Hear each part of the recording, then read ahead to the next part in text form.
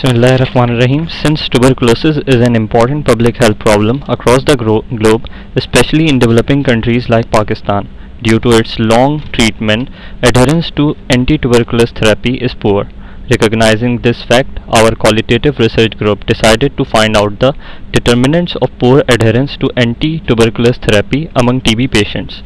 Our group members include Dr. Adil Ahmed, Dr. Adil Ehsan, Dr. Mubashir Zafar, and Dr. Unab Rabbani. And our research question is: what are the determinants of poor adherence to anti-tuberculosis therapy among TB patients? Based on this question, our objectives is to find out the determinants of poor adherence to anti-tuberculosis therapy among TB patients. Okay, keeping in mind the objectives of our study, the study design that we selected is a cross-sectional study design. Now, keeping in mind the objectives and the resources that we have to conduct this study, so we are selecting this cross-sectional, but there are some advantages using this study.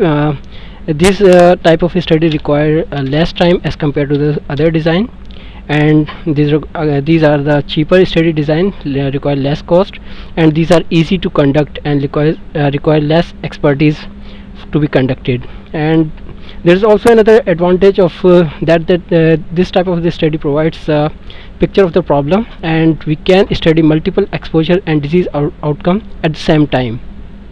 And this is also good for describing the magnitude and distribution of the health problems. But there are some limitations as well, that this study may have many biases like recall biases and information biases, etc. And we cannot draw causal association through these study designs. And further, we cannot determine the time trend because the exposure and outcome are measured at the same time. And since we are doing a qualitative research, so the study tool that we are using is in-depth interview. And why we are using this? Because these type of the interviews provide detailed information on a specific topic, and we can explore the ideas and find new things from the informants. And this helps in obtaining information from knowledgeable informants and generate hypotheses for future research. But there are certain limitations as well, because this sample size is very small, and only some persons are used for taking information, therefore the results are not generalizable. And this requires great deal of time for data analysis, because questions are usually open-ended, and we have to consider much time for data compilation and analysis.